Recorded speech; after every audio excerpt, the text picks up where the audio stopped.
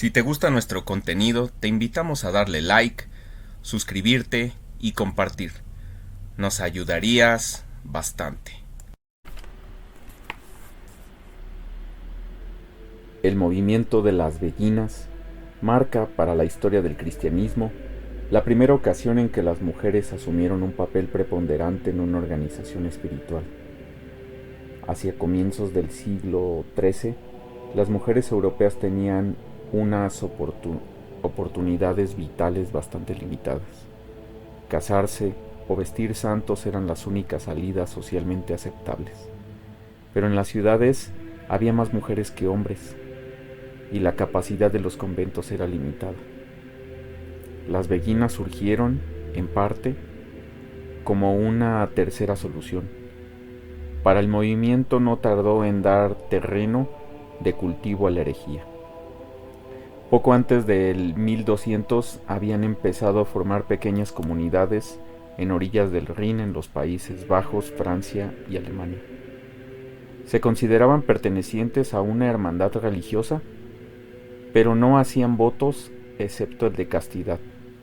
A diferencia de las monjas, no vivían retiradas del mundo.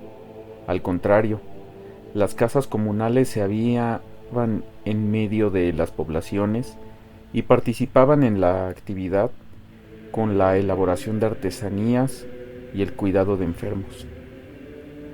No se sabe cómo empezó el movimiento. Al principio hubo poca organización, ya que las comunidades de beguinas aparecieron a modo de experimento espontáneo e impuesto por las circunstancias. Las cofradías se multiplicaron y pronto hubo beguinajes en las ciudades y pueblos de toda Europa occidental y central.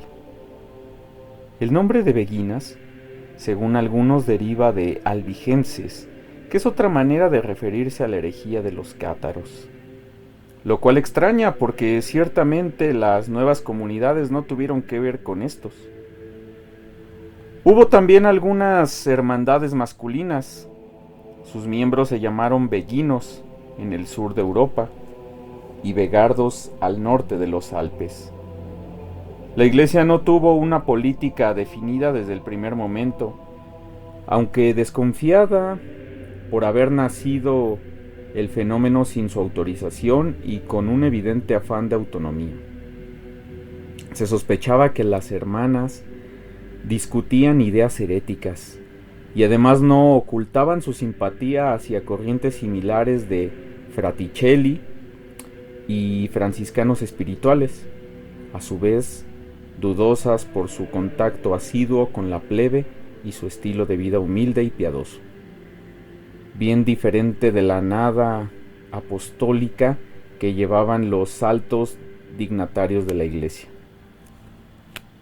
Para evitar que las beguinas se desmandasen, el Papa Gregorio IX les otorgó reconocimiento oficial en 1233 y durante algún tiempo parecieron moverse dentro de las reglas.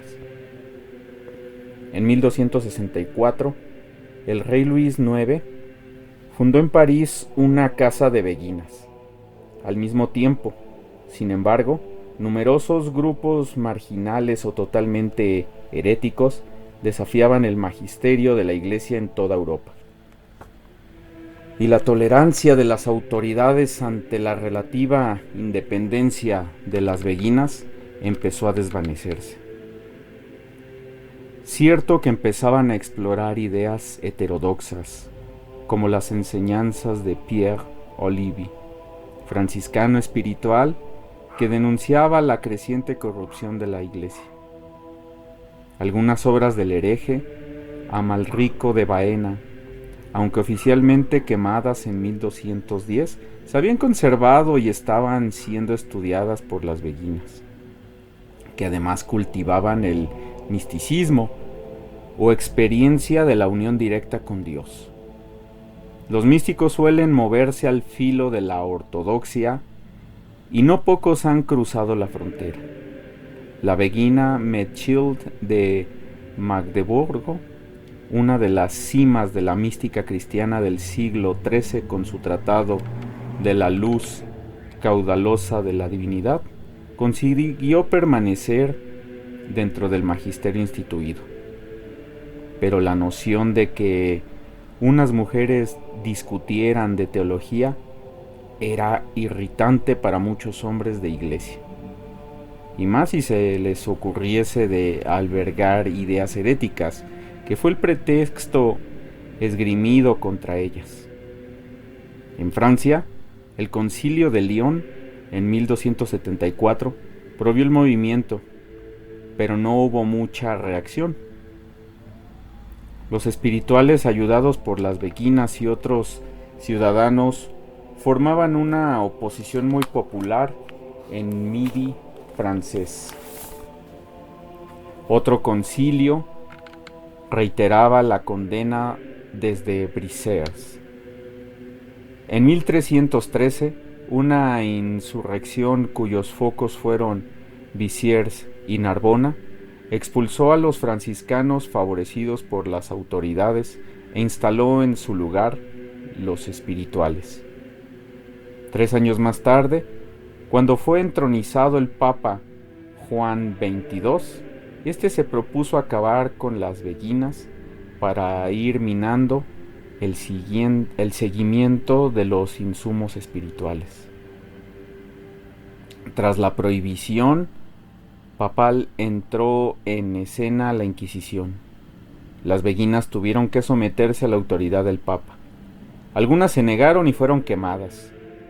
Como de costumbre, la persecución radicalizó a los opositores y las críticas empezaron a dirigirse contra el papado y la propia Iglesia.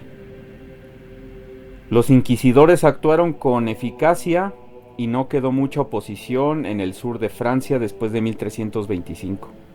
Mientras tanto, en la Renania el movimiento de las beguinas daba lugar a nueva herejía, el de los hermanos y hermanas del espíritu libre. Estos herejes andaban de ciudad en ciudad, decidiendo haber sido purificados por el Espíritu Santo, y que por tanto no pecaban, hicieran lo que hicieran. Fueron condenados por el Concilio de Viena en 1311, y tuvieron ocupados a los inquisidores durante más de un siglo.